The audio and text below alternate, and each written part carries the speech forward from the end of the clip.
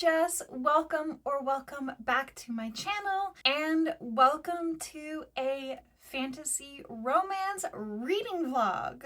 I have touched on this topic a couple times this year. I don't like giving out too many details, but basically I have been having some health issues. I'm working on it, I've got to have a bunch of tests run, whatever. Lately, I have been really struggling with the ability to focus. I just end up staring at the page, and I just cannot get my brain to move past the fog that it's in. Your girl's struggling. I am struggling. So I decided this week I'm gonna take it easy, and I'm going to read exclusively fantasy romance. I want to read books with a developed fantasy plotline, but this week I want to focus on books where the romance is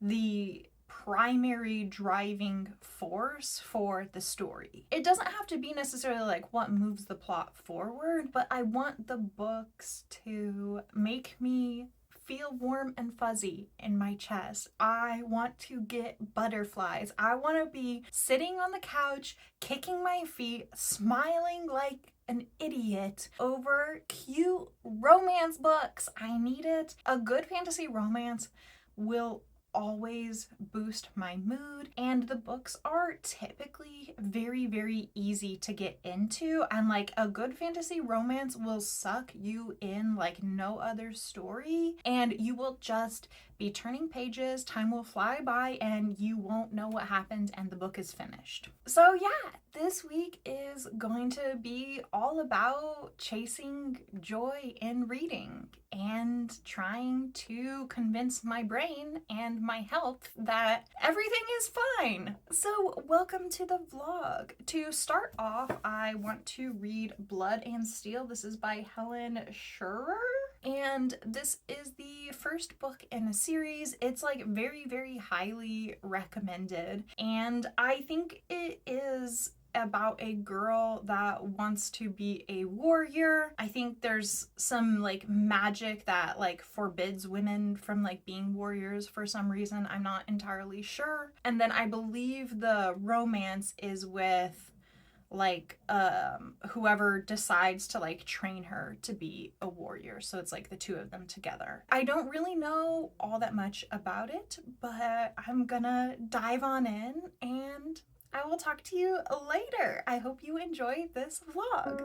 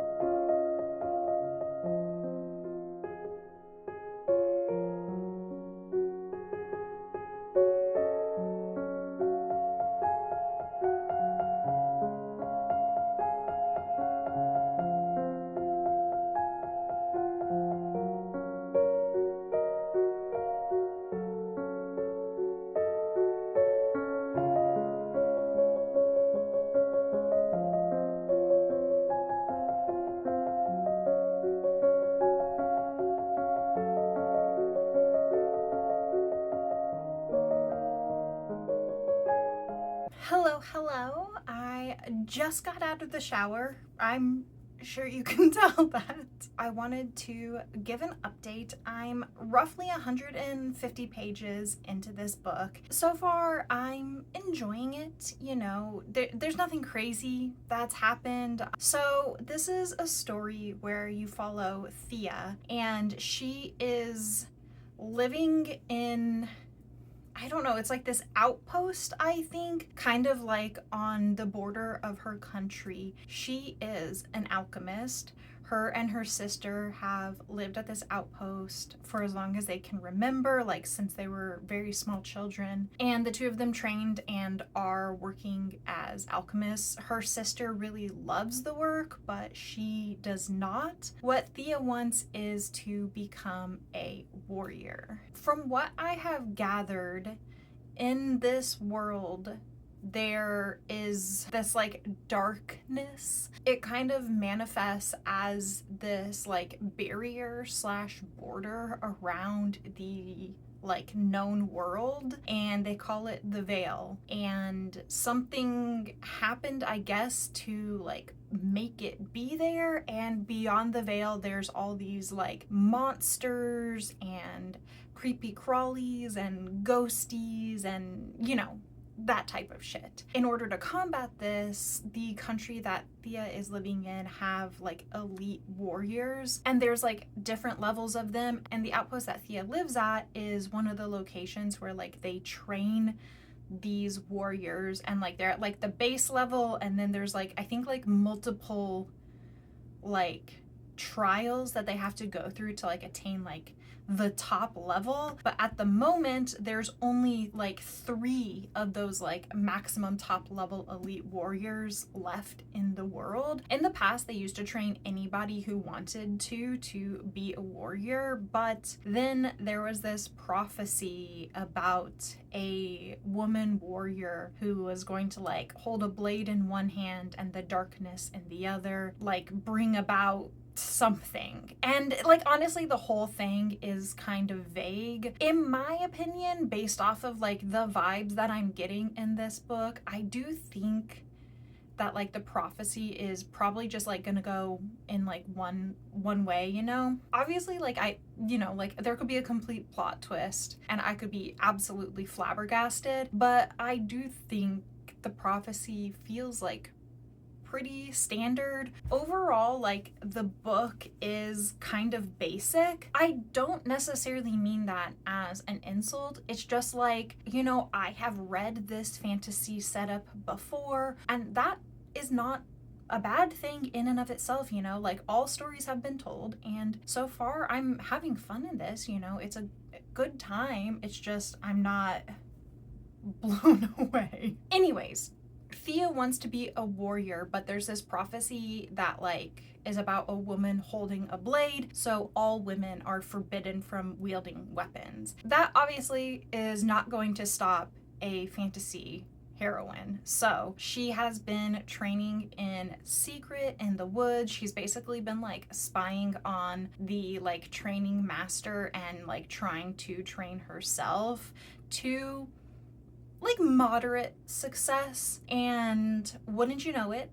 one day she is caught holding a weapon. At first they're just going to like take it away and kind of punish her, but wouldn't you know it, through some things happening, she actually ends up going in front of the king and petitioning that she be an exception to the rule and be allowed to train. Obviously she is going to be able to train. Like that's the whole premise of the book. So that's the setup. It is pretty basic, but I do really like Thea as a main character. She is very like earnest and open. She is like a touch naive.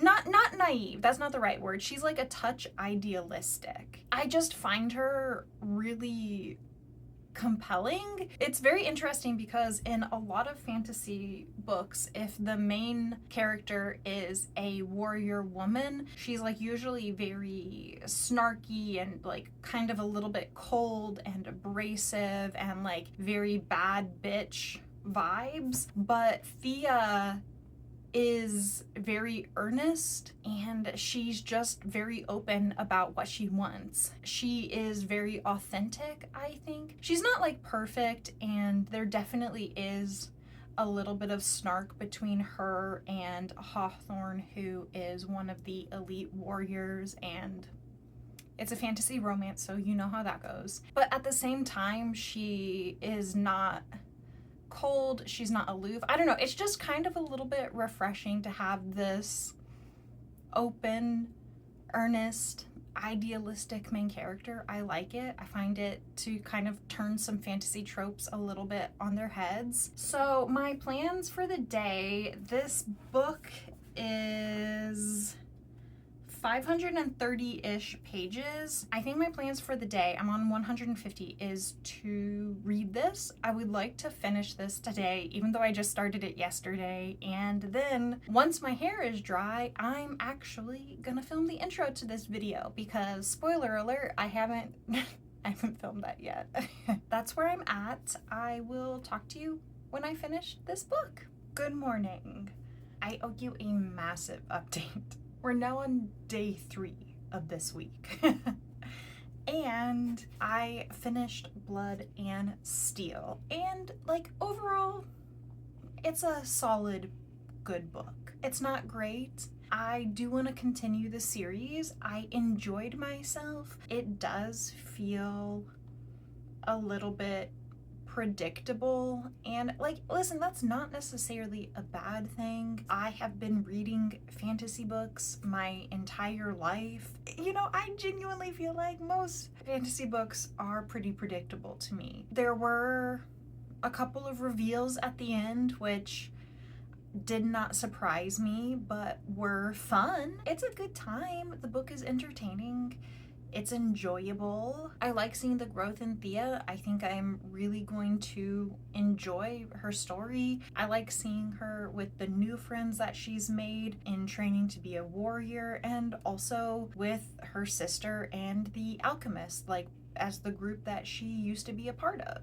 I will say that, like, even though the feelings of the romance are very present in this book, the relationship doesn't really progress very far. I do like that at least the love interest is aware that because of his position, like within society, that there is a power imbalance between the two. Their relationship romantically is not necessarily ideal based off of their professional relationship.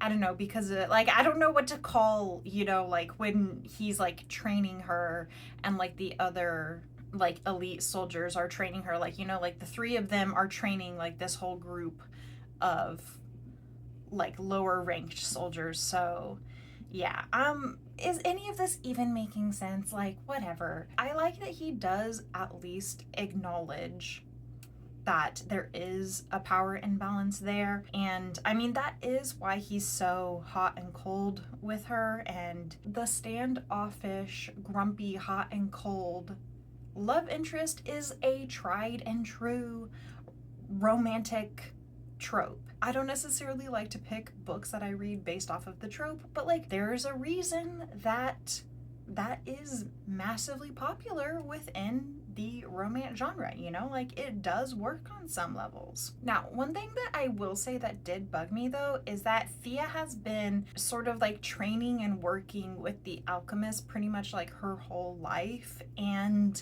she hasn't really enjoyed that, and that's fine. She has wanted to be a warrior this whole time, and that's totally fine. I don't like that she was so dismissive of the alchemy and that her sister like calls her out on it. I like the sister calling her out on it. Her sister definitely should be calling her out on it 100%, but I wish that the sister would have called her out and then they repair their relationship, and then Thea comes to appreciate alchemy because her sister called her out and like shows her the importance of it for like the soldiers and the magic and everything involved. What really happens is that Hawthorne points it out that alchemy is important, and then she's like, oh, I guess my sister was right. And it's like, girl, like, why do we need a man to point that out? We don't need a man to point that out. I did really like the creepy crawlies. This is like so random of a reference, but the creepy crawlies, they reminded me of those creatures in Skyrim, of when you get like the Merida's Beacon quest and you like have to go back and like purge her temple of the darkness and shit like that. Every single time I play Skyrim and I find her beacon, it is a jump scare. Like, you open a random chest somewhere in the game and all of a sudden, like, God is speaking to you. But yeah, I am excited to see where some of these plot lines go, specifically because I'm curious about the princess, because of like the conversation she has with Thea when they're at like that feast portion. I'm curious to see if that's gonna go anywhere. And also because of the magic that the king has. And then other than that, I'm just excited to see what we're gonna explore in the second book. And by explore, I mean like physically where we are going to journey on a quest to explore, because there's starting to be more monsters and more darkness and all of that type of shit. So like obviously we gotta go figure out why that's gonna happen. Again, it's a solid good book. Is it gonna revolutionize the fantasy genre? No. Is it predictable? Yeah. But like, I still had fun, and that's what matters. Like I said, we're already on day 3 this week. I already started Ruins of Sea and Souls, and I'm like a fourth of the way in. I should have done an update yesterday, but to be perfectly honest, I didn't want to put my face on film. So I didn't. So this is going to be a little bit more difficult to talk about because it's the 3rd book in a series, but at the same time it's going to be easier to talk about than Blood and Steel because it is a much more unique book. That sounds so mean, but like I don't mean it in a mean way. Anyways, I've talked about the first 2 books in this series. I started this series this year, and in this you follow Emmeline is her name, and she is growing up on this island, and she basically her whole life has been hiding the secret that she has magic because like somewhere deep down, like way back in her family line, like somebody had magic and like it like passed on to her somehow. And honestly, that wouldn't be that big of a deal in a fantasy world, except in this world there was this war, and at the end of the war the Queen of the Fae won, and she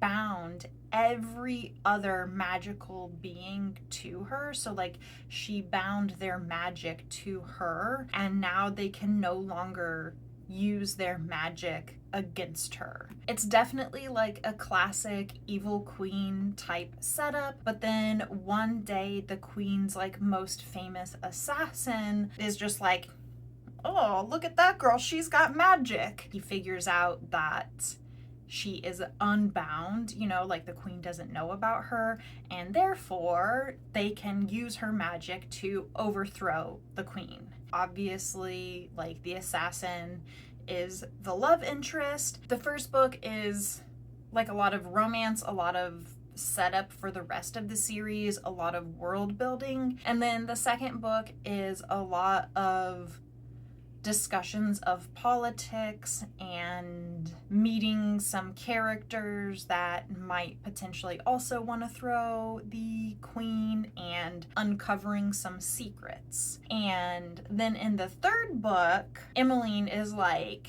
what if we could figure out how to unbind this? The thing is there are different types of magic in this world, and no one knows how to use the binding magic that the queen has because it is like old lost magic from like the ages ago. So basically they have to like sift through all of these old legends and like figure out all of these clues to try and get information. And are you bored yet with the synopsis? I really gotta stop filming updates right before I'm like gonna go to bed. It's like 5 a.m. and like I'm gonna go to bed at 8 a.m. My brain is just not all the way there. Film updates in the daytime when you're awake, Jessica. So far, it is fun because I'm getting to learn a little bit more about the world, a little bit more about some of like the different magics that are in here, because it's not just human and fae in here. There are a lot of different magical creatures. Creatures is the wrong word. They're like sentient, intelligent beings. But like, for example, there's a group of people called elves. They're just elves renamed. They have their own type of magic that's different than the fae magic, that's different than like the phoenix magic. There's like phoenixes in here, there's vampires in here, like there's demons in here, there's so many different types of magic. And now because we're researching all this like lost old like dead magic, I just mean like it's been lost to time. I don't mean the magic is like death magic. One of my favorite things in books is when you uncover ancient secrets. Ooh, stuff from the past coming back around, like I eat it up every time. That never ever gets old for me, even though I love that. I will say that the first chunk of this book, the first quarter of this book, I'm not enjoying it. Honestly, this is a real bummer of an update.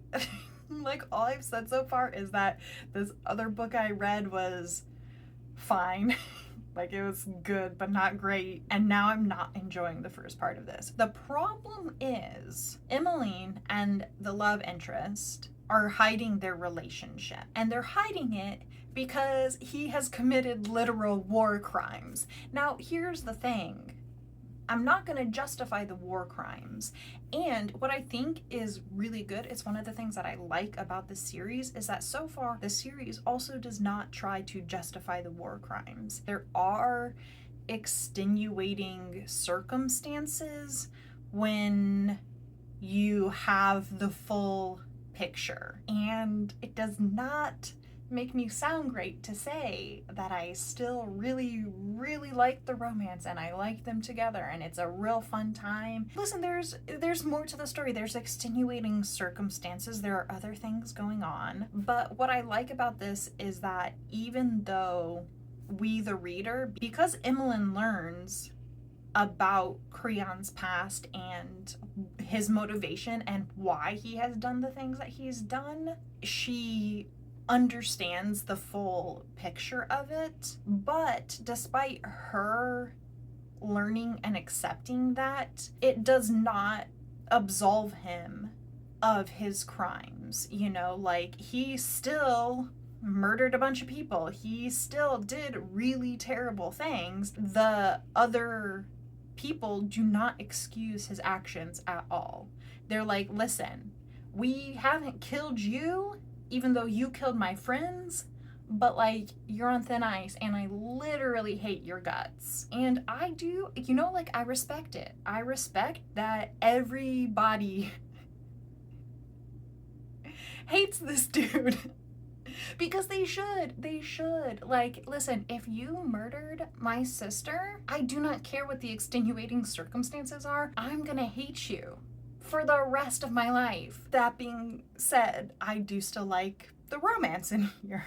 But I do like that, you know, he is having to deal with the repercussions of his own actions. The whole point of me bringing this up is that Emmeline and Creon are hiding that they are in a relationship. There are like a couple of people who are like close to Em that know that they're in a relationship. They are hiding it basically so that Em can like kind of keep her credentials with the people that they're trying to make alliances with so that they can, you know, save the world. I'm not a fan of hiding relationships, and like also if you want people to think you're not going to betray them, like lying to them is not the best way to do that, because like obviously it's going to come out. I understand logically why they have made this decision. However, it's making for like a really not fun reading experience because there's just like constant miscommunication, because now they're on this quest and there's this group of people and most of them don't know that the two of them are in a relationship, so they have to act a certain way in public, except they're out like going through the wilderness, and so they're like camping in tents and shit, so they don't ever have any like moments together privately to like discuss how they're feeling. So it's just this like constant miscommunication between Em and Creon, and like I don't like that they're hiding their relationship. I don't like the miscommunication. It's annoying, it's frustrating, and I don't like it, and I'm not having a good time. This better get resolved so quickly, because I genuinely do not think that I can read an entire book of them behaving this way. I don't care how interesting this ancient lost magic is. I don't care how interesting the world building is. If this is how it goes, I can't do it. That is my first update for Ruins of Sea and Souls. Hopefully it gets better, because I'm having a bad time. Hi, ignore my 8-hour-old stream makeup. I finished Ruins of Sea and Souls. I feel the same way about this book as I do the others in the series. I will say that over the course of the series, Lizette Marshall's writing has definitely improved. But overall, I do think that I rated every single book in this series 3.5 stars. It just honestly comes down to there are some things that I really, really like, and some things that ruin my enjoyment a bit, and then some other things that just have like weird like execution. I talked before about this miscommunication trope, and like I don't like hiding relationships. This is definitely a series where the romance takes the forefront. This series does have a well-developed fantasy plot, but I think that this is a series that if you don't enjoy the romance, I don't think you'll enjoy the series, period. I think that's where Lizette Marshall spends most of her time when she is writing this book, in developing that romance and taking time with those scenes and bonding and the relationship and the banter and all of that. The other things that like I mentioned, I think there's a couple things that were kind of like executed poorly. Executed poorly might be an overstatement. Like it wasn't like it was bad, but it is why I think when reading this series that Lizette Marshall prioritizes the romance and relationship building, is because there are a couple moments within the fantasy plot line of convenience where I'm like, really? You guys needed this 22-year-old girl who's been training for like 6 months to figure this out for you? In the interest of being vague, I don't want to spoil anything. Like, why could Em figure things out? That is like the one moment of convenience, because she does not have the knowledge. And then when they have learned some things and they have done some exploration and they are now doing some experiments, why do they think that like one afternoon spent experimenting is enough and they can just like proceed with the plan? They're just like, yeah, we got it. We mastered it in one afternoon. And I'm like,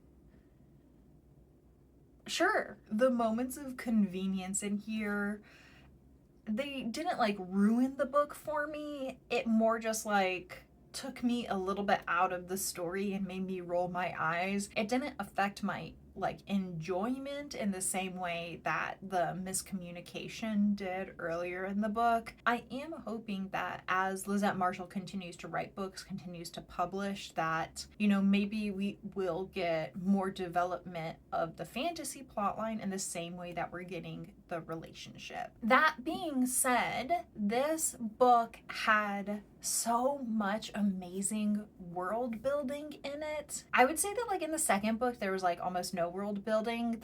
Like all of the world building in this series pretty much happened in book 1. Now in this book we get to go to multiple different locations because we're on like a quest. I also really loved like the journey that Em went on emotionally and mentally in this book. There's an entire conversation in this book about grief, and it made me cry. It's very rare that a book will actually make me cry. But not only that, I like that Em has grown so much and come into herself so much. Em has really never had very much freedom in her life, and she has not had very many choices that she could make for herself. And a lot of this book was, I don't want to say like tests, because it's not like a test, but more just like Em exploring herself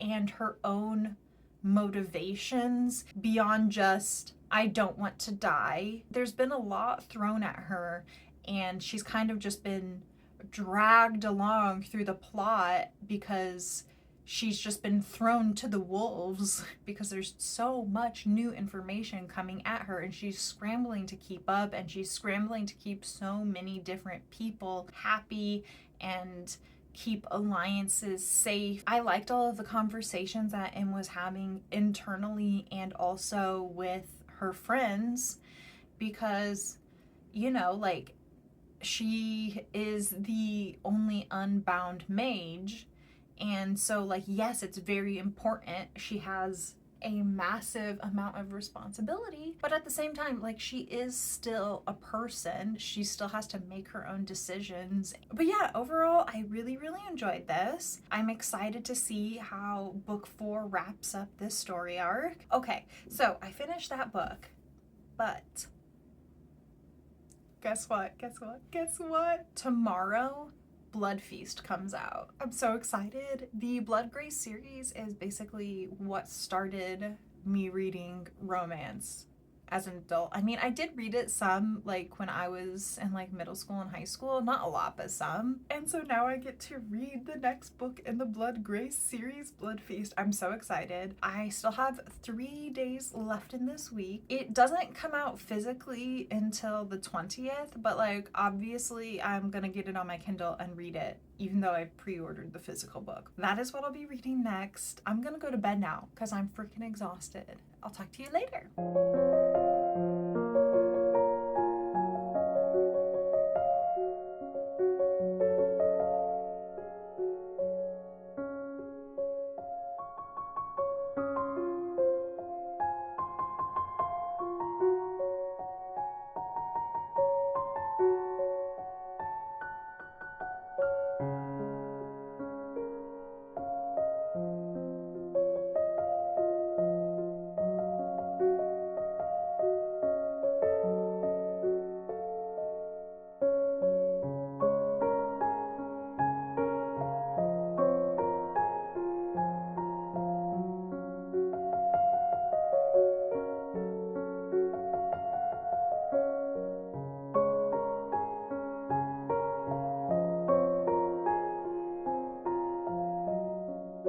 Hi, this is not an actual reading update, so sorry. Oh my god, Leo's familiar. Shut up. That part is so cute. I wanna die. It's so cute. Okay, that's all I have to say. I'm going back to reading now. I love it. I love it. I have lied to you, and I think you're gonna forgive me, but in case you don't forgive me for lying to you, it's been nice that you were here, and I guess I will see you when I see you. So it's actually been 9 days. Technically this is day 10, but I finished Blood Feast yesterday, which was day 9 of my week of reading fantasy romance. I'm so sorry that I clickbaited you with the title of this video. I love this series so much. The Blood Grace series is one of my all-time favorite book series ever. So I didn't do a mid-book update for this book. One, because honestly, we're in book 8 and I can't even tell you what this book is about without spoiling like massively spoiling the rest of the series. And I've talked about this series endlessly on my channel, so we don't need to go into it, but let me just say that it's 5 stars. It was also nice to kind of take my time with this.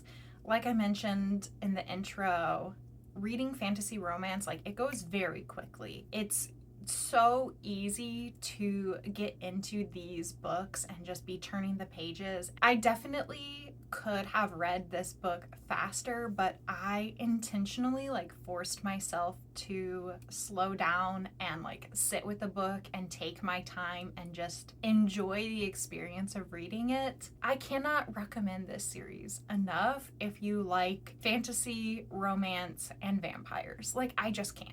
It's also really fitting that this is my first book of Pride Month because Cassia and Leo are a straight couple. But in this book, it's kind of a quest book. They're actually paired up with 2 warriors. In this world, like, your Grace is your soulmate. And so it's Cassia and Leo, and then Mac and Lyros, who are graced, and they are so cute. Mac is Leo's cousin, and Lyros is his husband. Well, Grace, but like, you get the point. And it's just so cute. Like, I love the 4 of them together. Because of the way the story has worked so far, you do get a lot of side characters in this, but they're not always like the most fleshed out in this series. I don't think it's because Bella Roth doesn't necessarily want to flesh the characters out, and I don't think it's like poor writing. It's purely because the nature of the story and how this series has worked out so far, there just is not a lot of screen time for side characters. I love in this book how much time we get to spend with Mac and Lyros and see them as fully developed characters. We get to see how their relationship works. It's only Cassia and Leo's POV. None of the spices male, but it is so cute seeing the 2 of them together, seeing them interact. There is interpersonal conflict between the 4 of them, between like both the couples, between the 2 couples, between people from one couple and another couple. Like, there's a lot of different personal interactions in this, including personal conflict. This is a long book, and I'm so happy that she took the time to put these personal moments between both Mac and Lyros, but also like between Cassia and Lyros, and between Mac and Leo, and between the 4 of them, so that we really get a feeling for who these other 2 characters that are definitely fan favorites within the series, but like, we get to finally see who they are on a more personal level. I also wanted to say that I really liked the personal growth within this book specifically. Cassia and Leo have both grown tremendously within this series. They have grown as individuals, and they have grown together as a couple. And the way this series works is some of the books are more plot heavy, and some of the books are like grand adventures, and some of them are more about like the characters and character development. I don't want to like give the wrong impression, because there is a significant plot in this. This like particular book in the series has a ton of plot in it, but it's also a very long book, and I think that this book was some of the most significant character development for Cassia and Leo. And there were like a couple moments when I was reading the book where I was not, it wasn't enjoyment. It was, you know, sometimes like you're reading and you get frustrated at a character for the way they're behaving and acting. And there were like 2 or 3 moments where I was frustrated with various members of this little foursome of adventurers, and I was like, why are you being so reckless? Like, why are you yelling at this person? Like, why are you bulldozing over what they have to say to you? Like, why aren't you listening? If you are reading this book, just wait, because by the end of it, all of the conflict between them, like, it all wraps up in such a satisfying way where you can see that the fantasy plot and the conflict on the fantasy side meshes so well with like the personal conflict and the personal growth, and it was so well written and crafted and so well plotted and put together and constructed. It was just a masterpiece. And once you make it past those frustrating moments and the characters talk and then they plan and they learn new things that changes their quest, and like, oh, once you make it to the end, I was like, that's what I'm fucking talking about. Like, Bella Roth, you did it. You did it so good.